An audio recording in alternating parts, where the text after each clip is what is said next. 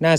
313ตั้งแต่ตถาปฏิปักขังอัฏฐยันติอิจฉันติติปัจจตติกาเป็นต้นไป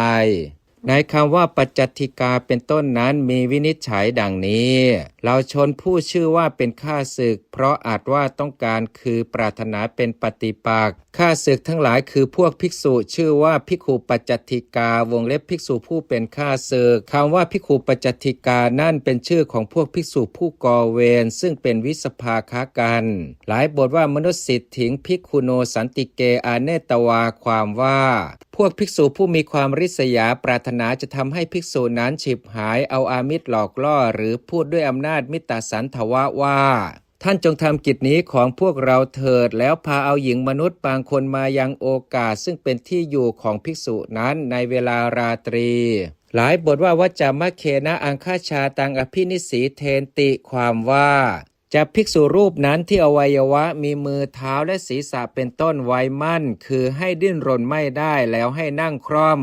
คือให้ประกอบองคชาตของภิกษุรูปนั้นด้วยวัจจมรรคของหญิงในคำว่าโสเจเป็นต้นมีวินิจฉัยดังนี้ถ้าภิกษุรูปนั้นยินดีคือยอมรับการสอดองคชาตของตนเข้าไปร่วมในแห่งวัจจมรรควงเล็บของหญิงคือเธอให้เสวนาจิตปรากฏขึ้นในขณะนั้นยินดีคือยอมรับการเข้าไปแล้วในเวลาที่เข้าไปแล้วเธอก็ให้เสวนาจิตปรากฏขึ้นยินดีคือยอมรับการหยุดอยู่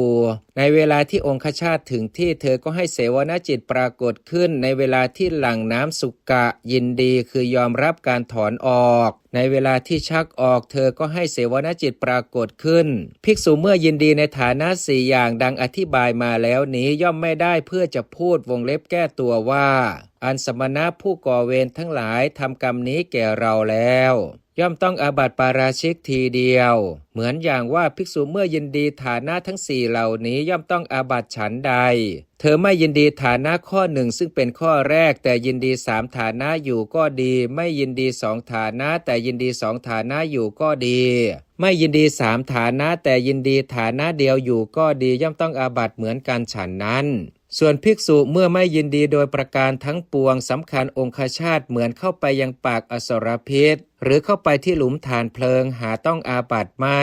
เพราะเหตุนั้นพระผู้มีพระภาคเจ้าจึงตรัสว่าภิกษุไม่ยินดีการเข้าไปไม่ยินดีการเข้าไปถึงที่แล้วไม่ยินดีการหยุดอยู่ไม่ยินดีการถอนออกไม่เป็นอาบัติจริงอยู่พระผู้มีพระภาคเจ้าเมื่อจะทรงรักษาบุคคลผู้เจริญวิปัสสนาเห็นป่านนี้ไม่มีความเยื่อใยในกายและชีวิตเล็งเห็นอายตนะทั้งปวงดูดถูกไฟ11 กองให้ลุกโผลงทั่วแล้วเล็งเห็นเบญจกามคุณเป็นเหมือนเพชฌฆาตผู้เงื้อดาบขึ้นแล้วฉะนั้น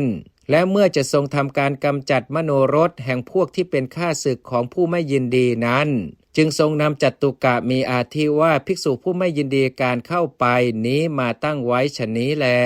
จบคาถาว่าด้วยจัตุกะแรก